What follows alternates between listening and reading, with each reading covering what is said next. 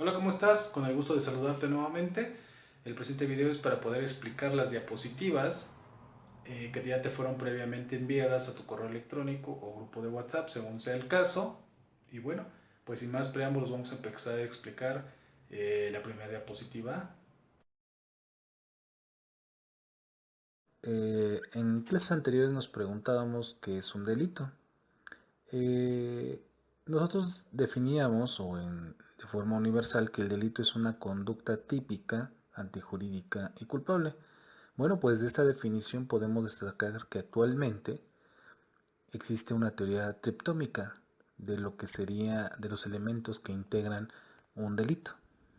Es decir, en la lámina podemos ver que en el aspecto positivo para que pueda existir un delito, bueno, debe haber una conducta del sujeto activo y que esta conducta sea típica, antijurídica y también culpable.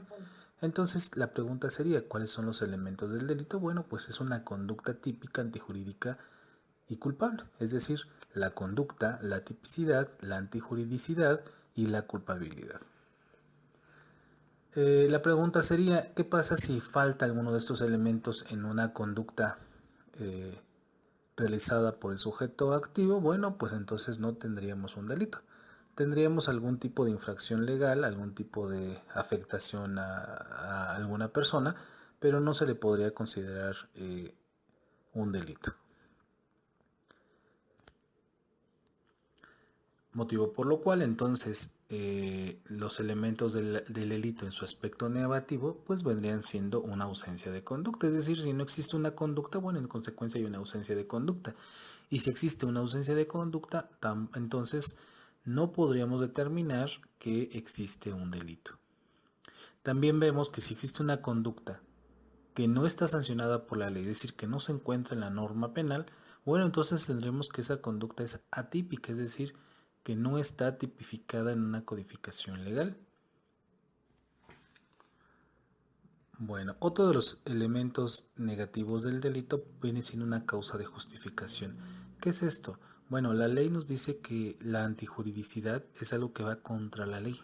Bueno, una causa de justificación es como un permiso que la propia ley nos da. Es decir, cuando existe una causa de justificación de que la conducta desarrollada por el sujeto activo se haya llevado a cabo, bueno, la propia ley perdona, condona, justifica precisamente esa conducta para que no sea castigable y en consecuencia no se determine que una conducta, pues bueno, sea considerada como un delito.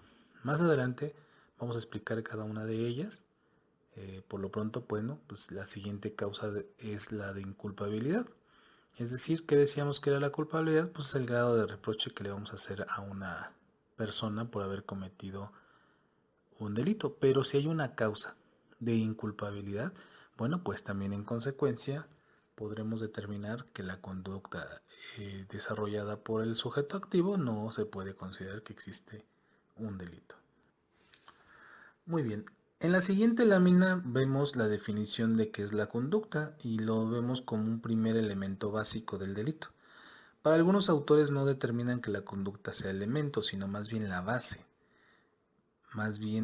de los otros tres elementos, que es la tipicidad, la antijuricidad y la culpabilidad. Pero para efectos prácticos de nosotros, pues, bueno, veremos la conducta como un elemento del delito. En esta diapositiva vemos que solo los seres humanos pueden cometer conductas positivas o negativas, ya sea una actividad o inactividad respectivamente. Bueno, ¿qué quiere decir esto? Estamos viendo que se cometen delitos de hacer y de no hacer. ¿Cuándo es uno y cuándo es otro? Bueno, los de hacer es cuando tú desarrollas un movimiento corporal a través de tus manos, a través de tus pies, a través de tu cuerpo en general y cometes un hecho delictivo.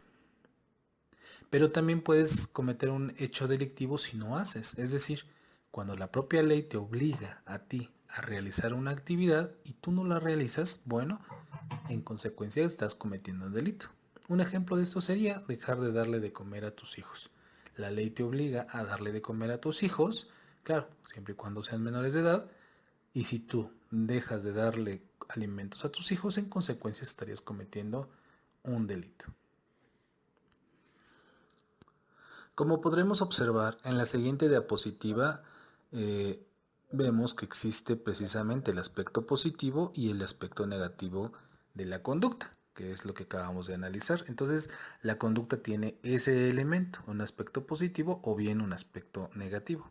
Pero además de este aspecto, bueno, también tiene otro elemento que es un resultado y también una relación causal entre el acto y el resultado. Estos tres elementos van a conformar los elementos de la conducta. La pregunta es, ¿cuántos elementos tiene la conducta? Bueno, serían tres, ya sea un aspecto positivo o un aspecto negativo, un resultado y una relación causal entre el acto y el resultado.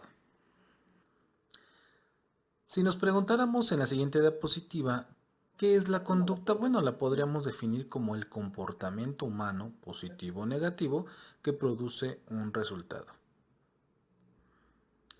Hablábamos que entonces una persona puede hacer una conducta positiva o negativa. ¿Qué sería una conducta positiva? Bueno, será una acción que consiste en una actividad de un hacer, mientras que la omisión, que es una conducta negativa, es la inactividad de la persona. Muy bien. Entonces, cuando el delito es de acción, bueno, pues nos estamos definiendo como aquella actividad que realiza el sujeto produciendo consecuencias en el mundo jurídico. En dicha acción debe darse un movimiento por parte del sujeto. De esta manera, la conducta tiene tres elementos. Vamos a tener un movimiento, que es un movimiento que realiza el sujeto activo, un resultado de la consecuencia de lo que nosotros realizamos y una relación de causalidad. Explicado esto en ejemplo, que es esta diapositiva, bueno, pues tenemos de que a Pedro quiere quedarse con el celular de Mariana. Bueno, pues él a través de hacer un movimiento corporal decide ir a su casa de Mariana, introducirse, robar el celular y quedárselo. El movimiento pues fue el trasladarse de un lugar a otro. Pedro, además de allanar una morada, que es otro delito, bueno, el resultado era quedarse con el celular y así lo hizo, y la relación de causalidad pues es su pensamiento de poder apoderarse de algo que no era de él. Entonces vemos que en sentido estricto la conducta pues bueno es la actividad voluntaria realizada por el sujeto y va a tener dos elementos, un elemento físico y un elemento psíquico. ¿Qué es esto y qué es el otro? Bueno, eh, el elemento psíquico es pensar en querer cometer un hecho delictivo, razonar que vamos a realizar una conducta antijurídica y que va a traer como consecuencia pues el menoscabo de la salud, del patrimonio, de la libertad sexual del sujeto pasivo. Entonces, el hecho es de pensarlo y llevarlo a cabo de forma física, bueno, esto estaríamos definiendo que son sus dos elementos de la conducta, el pensarlo y llevarlo a cabo. En los delitos de acción, en los delitos de no hacer, pues bueno, el simple hecho de pensarlo y no llevarlo a cabo, en consecuencia cometemos un delito de omisión, es decir, en el aspecto negativo de la acción. Es decir, un ejemplo del delito de acción, bueno, cuando una persona toma una pistola, le dispara a otra y le causa la muerte. De acción es porque el sujeto activo, pues a través de movimientos corporales, tomó una pistola, tomó una arma y la accionó causándole la muerte al sujeto pasivo. Un ejemplo de los delitos de omisión, bueno, cuando una persona deja de alimentar a su hijo recién nacido y pues con ello le causa la muerte. ¿Qué quiere decir? Que la persona no se movió, solamente pensó y dijo no lo hago por sus motivos y con ello ocasionó que al no hacer, al no realizar un movimiento corporal, que era proporcionarle alimentos a su hijo, bueno, le causó la muerte. Bueno, en resumen, vemos que cuando el elemento de la voluntad del sujeto activo no existe, en consecuencia no existe el delito. ¿Qué quiere decir esto? Si la voluntad, si el raciocinio, si el pensar del sujeto activo no es ocasionar un daño, no es saber que va a ocasionar un daño a un tercero, a un sujeto pasivo, pues entonces no podemos considerarlo que existe su voluntad. Esta ausencia de conducta, Griselda Muchategui, bueno, la clasifica y veremos algunas, como sería la vis absoluta, la vis mayor, actos reflejos, sueños, sonambulismo y hipnosis. Ejemplo de esto, pues bueno, es cuando una persona toma la mano de alguien sobre el gatillo para que dispare el arma y mate a otra persona. Es decir, la persona que realmente hace el disparo y ocasiona la muerte de otra persona, pues bueno, dentro de su voluntad, ella no quería cometer el delito, más sin en cambio una fuerza humana irresistible a ella, a esta persona, pues bueno, obligó a que ella accionara el gatillo, pero sin su consentimiento, por lo cual es una ausencia de conducta y la clasificamos como la vis absoluta. Bueno, en la siguiente diapositiva encontramos otra clasificación que es la vis mayor. Y la vis mayor es una fuerza que a diferencia de la vis absoluta proviene de la naturaleza, es decir, la vis absoluta proviene de una fuerza humana y la vis mayor pues viene proveniente de la naturaleza. Un ejemplo de esto en la que una persona está con otra bien en el mirador de alguna montaña viendo el panorama y de pronto empieza a temblar. eh, Pierden el equilibrio una de ellas, sin querer empuja a la otra y la lanza al vacío. Bueno, pues estaríamos ante una ausencia de conducta, es decir, la persona que lanzó a la otra hacia el vacío no tenía la intención, no tenía la voluntad de querer enviarla al vacío, más sin en cambio por una causa de fuerza mayor de la naturaleza, pues bueno, la lanza al vacío, motivo por lo cual no podrá considerarse que esta persona pues comete un delito, simplemente fue por una ausencia de conducta por clasificación bis mayor.